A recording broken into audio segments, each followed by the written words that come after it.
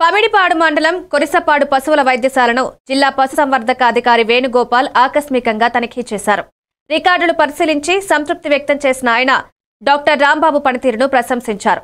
సాధారణ తనిఖీల్లో భాగంగా ఈ పర్యవేక్షణ జరిగిందన్నారు. పమిడిపాడు నూతన హాస్పిటల్కు ప్రతిపాదనలు పంపుతామని, చందలూరు, కొరిసపాడు వైద్యశాలలకు మరమ్మతులు చేపట్టేందుకు చర్యలు తీసుకుంటామని హామీ ఇచ్చారు.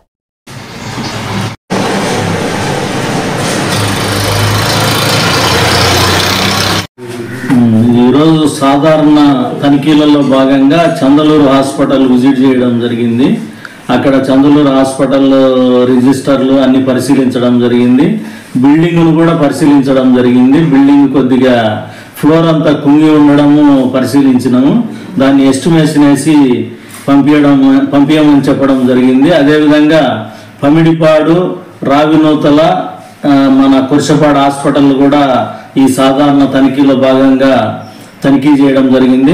పమిడిపాడు హాస్పిటల్ చాలా పూర్తిగా కొలాప్స్డ్, డిలాపిటేటెడ్ కండిషన్లో ఉంది. దాన్ని పూర్తిగా ఎస్టిమేషన్ వేసి మన పంచాయతీరాజ్ ఇంజనీరింగ్ వాళ్ళ డిపార్ట్మెంట్ ద్వారా ఎస్టిమేషన్ వేసి మాకు పంపిస్తే మేము డైరెక్టర్ గారికి పంపించి అది గవర్నమెంట్కి పంపించి న్యూ హాస్పిటల్ వచ్చే విధంగా ట్రై చేస్తాము. అదేవిధంగా ఈ కొరిసపాడు హాస్పిటల్ కూడా ఫ్లోరింగ్ అంతా బాగా కుంగి ఉంది. ఇది కూడా ఎస్టిమేషన్ వేస్తే ఏదన్నా ఫండ్స్ ఉంటే కన్నా మా డైరెక్టర్ గారిని అడిగి ఈ ఫ్లోరింగ్ కూడా పూర్తి చేసేదానికి అవకాశం ఉంటుంది. అదేవిధంగా ఈ సాధారణ తనిఖీలో భాగంగానే ఈరోజు అద్దంకి వెటర్నరీ హాస్పిటల్ విజిట్ చేయడం జరుగుతుంది.